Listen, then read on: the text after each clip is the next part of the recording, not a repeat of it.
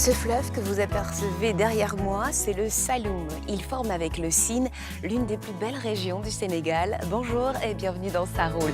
Avec ses mangroves, ses petites îles et ses cordons sablonneux, le Sine Saloum, qui s'étend sur 180 000 hectares, est un petit paradis pour les échassiers, les pélicans et autres flamants roses. Et c'est là que je vous emmène en balade.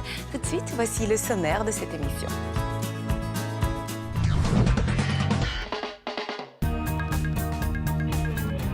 Aujourd'hui dans Ça roule, Juliette va poursuivre son escapade au Sénégal en compagnie de la toute nouvelle Renault Koleos, une voiture méconnaissable par rapport à l'ancienne version. C'est sur une île en plein cœur du delta et sans aucun moyen de locomotion que sont fabriquées la majorité des pirogues de la région. Juliette va en découvrir une très spéciale. De toute ma vie, j'ai jamais vu une pirogue comme ça. Waouh! De retour sur le continent, direction un célèbre marché aux poissons de la région, à bord d'une voiture tout aussi célèbre ici. On va aller chercher du poisson. Avec ça. Ça, c'est une 405 Peugeot et il y a une quinzaine, vingtaine d'années, Peugeot, c'était vraiment la voiture de l'Afrique. Nous verrons aussi l'essai de la très belle Mercedes AMG GTC, ainsi que l'actu de la semaine. Il y a 40 ans, une très belle forêt de palmiers rogniers a bien failli disparaître. C'est en quad que Juliette ira découvrir celle qui aujourd'hui est en train de renaître. Alors après, pour les amoureux de la nature, je pense que le quad, c'est vraiment l'engin idéal pour découvrir de nouveaux paysages, de nouvelles contrées. Escapade dans le Sine Saloum, épisode 2. C'est maintenant dans Ça roule.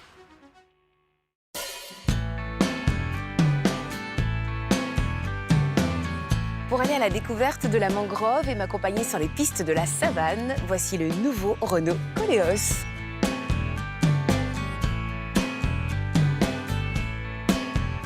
Alors l'histoire de cette voiture est un petit peu particulière. Elle voit le jour en 2008, on est en plein boom SUV et il fallait évidemment qu'elle fasse ses preuves, ce qui n'a pas vraiment été une réussite. Il aura fallu attendre 10 ans que Renault décide enfin de la relooker. Au niveau de la calandre, regardez, nous avons un bouclier qui est incurvé. On va retrouver ces rainures là au niveau du capot qui donnent un côté très sportif, très masculin à l'ensemble. Toujours l'identité de la marque avec ces optiques là en forme de crochet, c'est hyper joli. Et parce qu'on est sur la finition Intense, très haut de gamme, on va retrouver des touches de chrome un petit peu partout, ce qui donne un côté vraiment luxueux à l'ensemble. Même les rétroviseurs ont été relookés, c'est de la classe ça.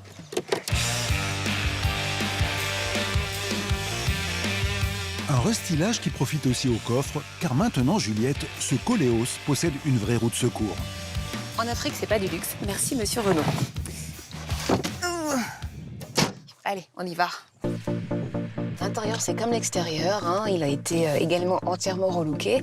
On a une planche de bord avec un écran tactile de 7 pouces vertical, ça c'est assez original. Il y a une vraie harmonie entre le gris, le noir et le chrome. Ça j'aime beaucoup. On a aussi de très jolis sièges. Une fois n'est pas coutume, ils sont gris clair et de nombreux rangements également dans ce véhicule. Regardez là, ici. Oups. Là, au niveau de la coudoir, puis je vais regarder si vous avez des lunettes de vue ou de soleil. Hops! Pour la démarrer, un bouton Start and Stop. Et c'est parti Juliette pour la suite de ton périple sur les magnifiques routes du Sine Saloum.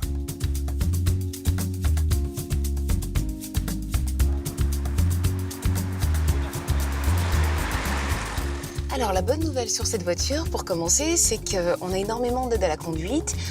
Il y a la caméra de recul, il y a l'assistance au freinage d'urgence, il y a également les feux de route automatiques.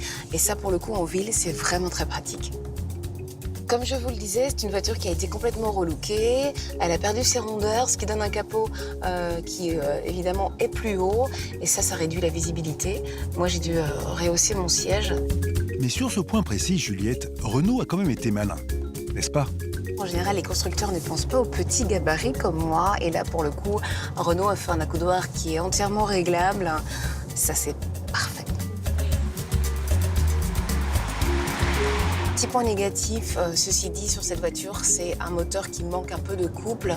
Quand il s'agit de faire des dépassements, voilà, on sent qu'on rame un petit peu.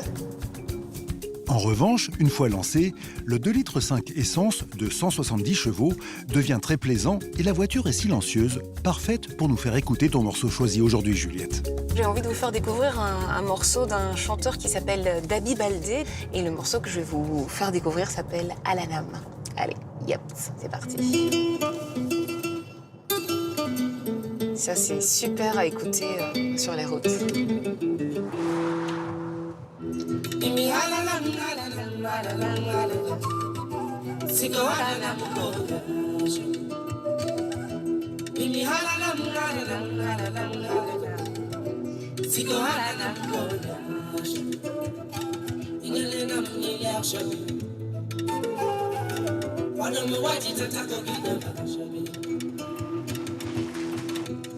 Alors là, on traverse donc le Sine Saloum et l'histoire de cet endroit est assez cocasse parce qu'il y a plusieurs siècles, au XVe siècle exactement, c'était deux royaumes qui se faisaient la guerre, qui se sont affrontés pendant des années.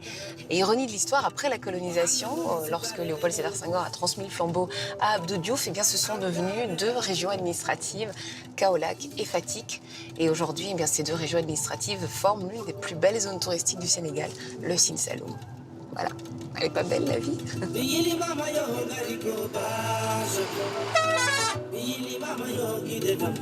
Encore une vingtaine de kilomètres, Juliette, avant de partir en plein cœur du delta, sur une île où se construit un des moyens de locomotion les plus emblématiques du pays. C'est après l'actu de la semaine.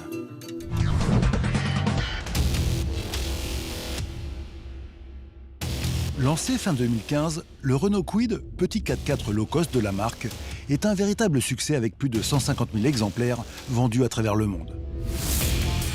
À tel point que des rumeurs persistantes annonçaient son arrivée prochaine au Maroc. Mais le constructeur a démenti, expliquant d'abord vouloir penser à l'Amérique latine avant le Maghreb. Mais la porte n'est pas complètement fermée.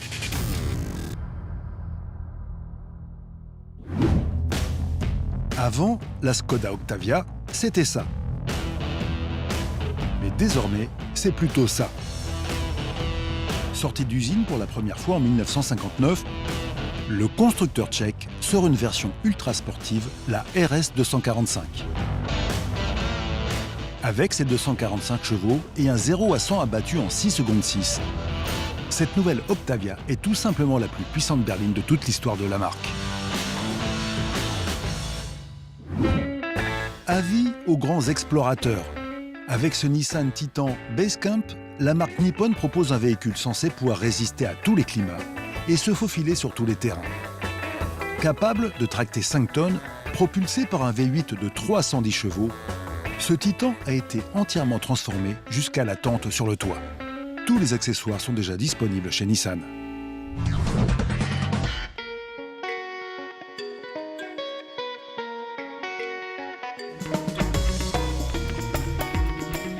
Le Sine Saloum compte une vingtaine d'îles et pour passer de l'une à l'autre, la pirogue reste le moyen de transport le plus utilisé. J'ai rendez-vous avec Pierre. Vous allez voir, c'est un jeune guide touristique et il a développé un concept plutôt original. Aujourd'hui, dans sa roule, ça va aussi flotter. Et autre particularité de cette île de Fambine, Juliette, ici, aucun moyen de transport terrestre. Bonjour, comment ça va? Je te fais la bise. En revanche, c'est sur ces plages que sont fabriquées la majorité des pirogues qui naviguent sur le delta. Ah, c'est ce que j'aperçois là-bas. Oui, Celle-là. c'est une nouvelle pirogue en construction. Elle n'est pas encore peinte ni rien. Non, elle vient juste de commencer là. Waouh! Ah, c'est impressionnant. Et ben voilà. Qu'est-ce que c'est comme bois? Alors la plupart de nos bois, c'est le bois du fromager. D'accord. Une grande pirogue comme ça va peser 2 tonnes 50 à 3 tonnes. Quand même, hein? Fini, ouais. Waouh! On les appelle la plupart la pirogue à marée parce qu'elles sont plus grandes et là, on voit le bout qui est élevé. Oui. Et là, c'est pour les vagues à l'océan. D'accord, donc du coup, c'est une pirogue qui peut aller en haute mer? En haute mer pendant plusieurs jours. D'accord. De ces pirogues de pêche rustique et traditionnelles, Pierre a développé une idée, organiser des balades d'île en île, au cœur même du delta. En plus, tu l'as aménagé à un petit salon. C'est super joli. Bah oui, il fallait faire ça. Je veux la même. On s'appelle les aventuriers. Donc nous, on fait des longues distances, des fois de 2 heures, 3 heures de pirogue. Donc il fallait trouver quand même un moyen pour que les gens qui vont venir Soient confortablement installés. Exactement. C'est ça. Là, je te propose d'aller en balade à travers les ballons. Par là, c'est Voilà. bon? Ok, super. Allez, on est parti. Super. De toute ma vie, j'ai jamais vu une pirogue comme ça. Waouh. Oh, je m'assieds où alors? Alors là, où tu veux?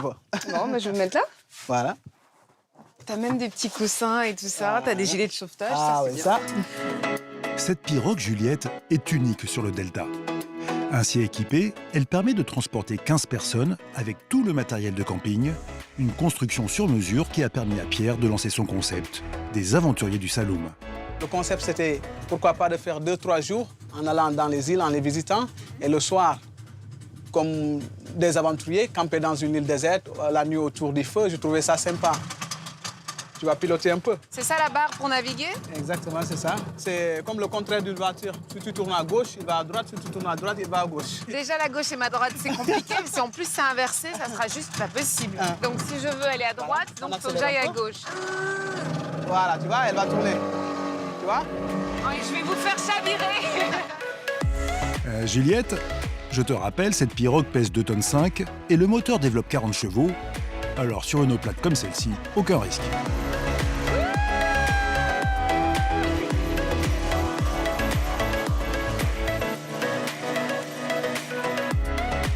En revanche, il ne faut pas traîner, car sur le continent, les pêcheurs viennent de rentrer et Pierre doit préparer sa prochaine excursion. Alors c'est quoi la suite du programme, monsieur le capitaine des aventuriers du On va aller Saloum? à Differ chercher du poisson frais.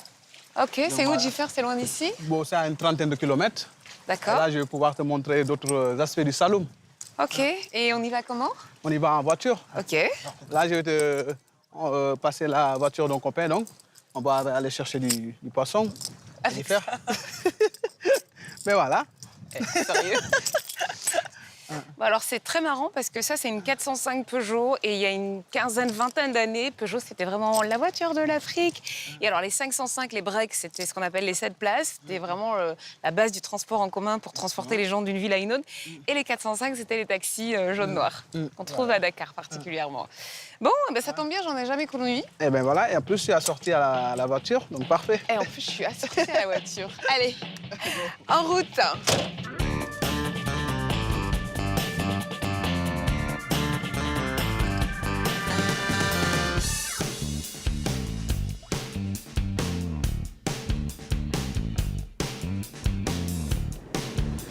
Alors, c'est bien la voiture de l'Afrique, hein.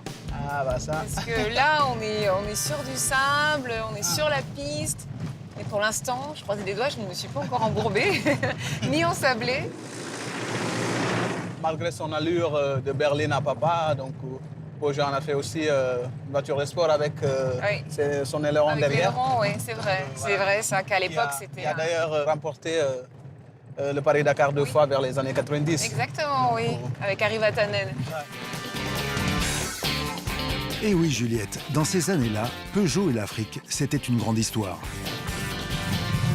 Le marché aux poissons est tout proche, mais pour l'instant, voici l'essai de la Mercedes AMG GTC par Laurent Pinel.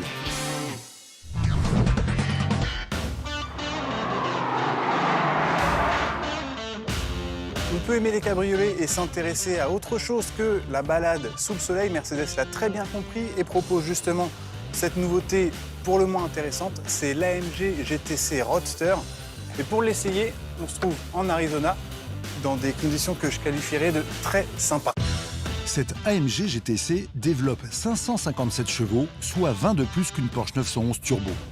Elle est aussi plus légère et 30 000 € moins chère. La guerre entre les deux divas s'annonce donc très rude. Côté moteur, c'est donc un V8 biturbo avec les turbos qui sont logés dans le creux du V à l'intérieur. Ça permet de gagner en compacité. Et le moteur, il est là et la boîte de vitesse, elle est à l'arrière au niveau des roues arrière motrices. Il y a aussi différents modes de conduite, Sport, Sport Plus, voire Race. On tentera du Sport Plus ici. Forcément, c'est extrêmement performant. Il y a un échappement sport aussi, on l'entend, ça fait un bruit magnifique. voyez là, on est sur des routes assez sinueuses en montagne. Et à moins d'avoir un vrai bout de ligne droite, on ne peut vraiment pas accélérer à fond parce qu'il n'y a pas assez de place. Et avec le couple, ça part tout de suite. C'est vraiment extrêmement performant. D'ailleurs, le 0 à 100 sur cette version GTC est annoncé en 3,7 secondes. Et pour profiter du beau temps, il suffit de 11 secondes pour décapoter. Et c'est quelque chose qu'on peut faire en roulant jusqu'à 50 km à l'heure.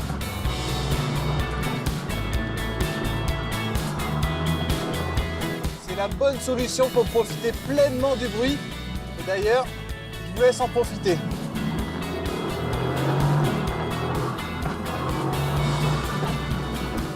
Et à noter que sa boîte robotisée double embrayage à 7 rapports est aussi extrêmement performante.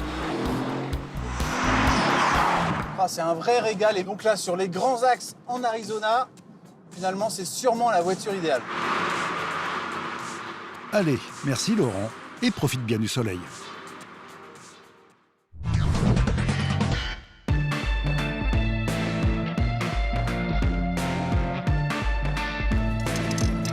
Avant chaque départ d'excursion, c'est le rituel. Là, on est à Differ, c'est ça? Pierre vient sur ce marché pour acheter des poissons qu'il va préparer le soir au bivouac. Alors, tu le prends directement dans la pirogue. Dans la pirogue. Alors moi, t'es sûr que c'est du poisson frais? Oui. Quand la pirogue arrive comme ça, il y a tout le temps du poisson frais. Voilà. C'est profond, hein? Alors, tu achètes quoi comme poisson? C'est quoi ça? Alors là, c'est des caragnes. ça c'est des caragnes. Ok. Fais voir. Voilà. 5 000. Oh bah ça y est, le déjeuner, il est là. Allez, grand. Thank you. Merci. Merci, au revoir. Et ces poissons Juliette, pêchés dans des eaux entre Sinesaloum et Atlantique, sont connus dans tout le pays pour leur qualité. Et alors, on voit beaucoup de camions ici, Pierre. Bah oui, comme c'est un grand port artisanal de pêche quand même, Uh-huh. il y a beaucoup de camions qui viennent pour transporter le poisson vers Mbour. C'est des camions frigo, et ouais. vers Dakar, ouais, des camions frigorifiques, ouais. D'accord. Donc, il y a beaucoup de restaurants, d'hôtels ou même de revendeurs qui s'approvisionnent Oui, à partir de ici à Differ, Differ. pour vers Dakar en fait. D'accord.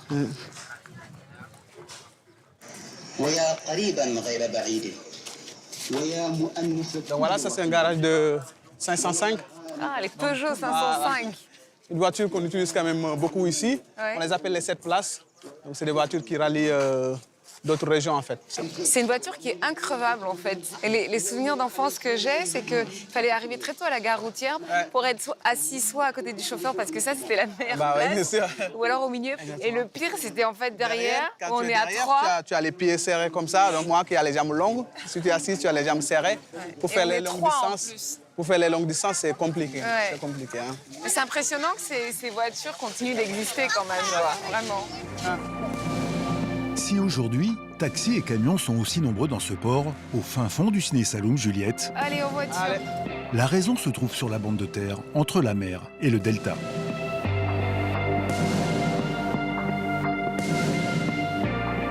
C'est une nouvelle route sur une quarantaine de kilomètres quand même, qui permet quand même de faciliter l'accès vers Palmarin et vers Differ. D'accord. Avant c'était très compliqué de venir dans le Saloum. Tu faisais 5 heures à 6 heures de voiture pour venir ici. Ouais. Maintenant, tu fais 3 heures pour accéder dans le Saloum. Surtout avec cette route, tous les camions qui vont sortir de Differ pour aller vers Joal, vers Dakar. Oui. Donc, ils vont gagner beaucoup plus de temps. Donc, économiquement, ça fait l'effet. Mais là, tu vois, on voit l'océan. Il est juste à côté. Il est à 1 km maximum de l'océan, vers là. Et voilà, la mer avance beaucoup trop vite. Et alors, cette avancée de la mer, c'est dû à quoi? C'est les dérèglements climatiques, c'est ça? Oui, c'est dû au dérèglement climatique, la fonte des glaces et la montée des eaux. D'accord. Donc, le porage dans la pêche, normalement, dans une vingtaine d'années, une quinzaine, une vingtaine d'années, elle va disparaître avec l'avancée des eaux. Oh là là. Donc, c'est triste.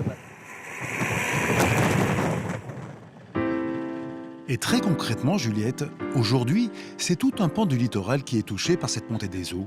Un phénomène qui, selon Pierre, s'est accéléré ces dernières années. Tu vois le bateau là? Le bateau qui s'est échoué, Voilà, là, oui. la plage s'étendait vers là. La plage était jusque là-bas? Jusque là-bas. On voit bien que... Ça gagne du waouh. terrain. Et là, on sent nettement toute la côte, en fait, de là jusqu'à Differ. La mer avance de 1 mètre jusqu'à 1,33 m tous les ans. Et c'est pour ça qu'en fait, il n'y a plus Il personne n'y a là? plus personne derrière Les toi. constructions sont abandonnées? Les constructions sont abandonnées et les gens partent parce que D'accord. C'est un phénomène qu'on ne peut pas arrêter. Ouais, c'est impressionnant, dis donc. Parce que tout ça, en fait, toute la côte, c'est du sable, en fait. Donc, c'est facile à emporter. C'est facile à emporter. Donc, dès que les vagues ils s'abattent, Ouais, en fait, arrive, ça tombe. ça tombe. Regarde, je vais te montrer. Ça perd de ça, tu vois. Ouais. Il n'y a pas de soutien Voilà, en il n'y a dessous. pas de soutien en dessous parce que donc, la mer, il dessous. Et c'est pour ça que tu disais tout à l'heure que d'ici une dizaine d'années, Ouais. tout ça risque d'être D'ici une couvert. dizaine d'années, ça va partir. 1 mètre tous les ans, c'est beaucoup trop, en fait. C'est énorme. Ouais. C'est énorme. Tu penses qu'il y a un enseignement à retenir de tout ça De toute façon, on ne peut pas se battre avec la nature. Elle est tellement forte. Et il faut respecter les choses, hein. Que ce soit dans la mer comme ça ou que ce soit dans le Saloum avec la mangrove. Il faut vraiment respecter la nature parce qu'elle est importante. Mais comme tu dis, ça, on ne peut rien faire. C'est la nature. Hein. C'est la nature, on ne peut rien faire. Hein. Dans le Ciné Saloum, d'autres sites sont menacés, mais des mesures ont été prises. Une très jolie balade t'attend, Juliette, dans ce qui a été une des plus belles forêts du Delta. C'est après les perles du net. Combien de voitures télécommandées d'un même modèle peuvent tracter un 4x4 ? Un vrai, du même modèle aussi. Donc un véhicule de 3,5 tonnes environ. On s'en pose des bonnes questions. Eh bien une quinzaine, ce qui fait environ 30 kilos de muscles. Après, il faut une équipe de pilotes professionnels capables de se synchroniser entre eux. Sinon ça part dans tous les sens et on n'y arrive pas.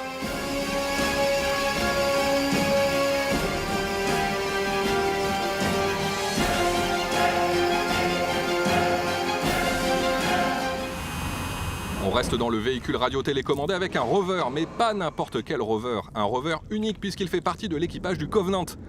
Vous savez, c'est ce vaisseau qui malheureusement fait la rencontre d'aliens dans le dernier volet de la saga. Eh bien, il sera dans les prochains mois envoyé pour de vrai sur la Lune, à des fins d'exploration scientifique. Oui, pour de vrai. Il aura fait une courte carrière à Hollywood.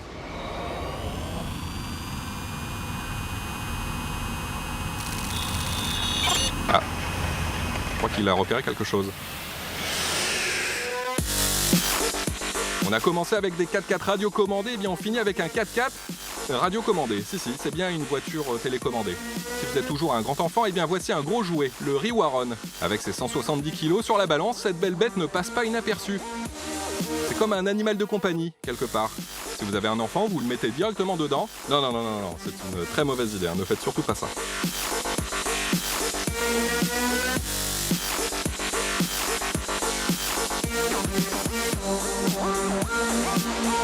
Ah, bah ça marche plus.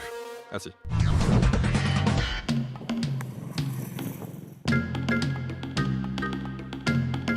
Le Ciné Saloum, Juliette, c'est aussi des sites protégés où les voitures sont interdites. Alors, Pierre t'a réservé une petite surprise.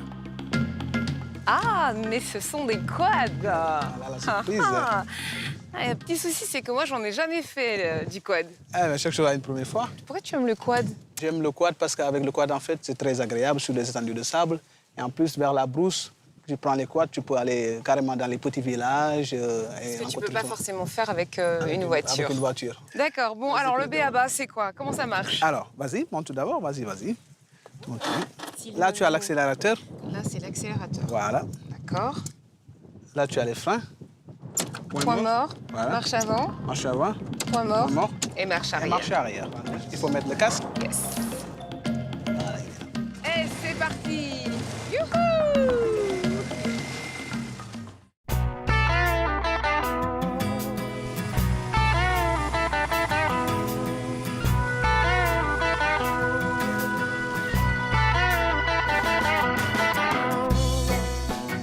C'est la première fois que je fais du quad et ma foi, c'est assez agréable.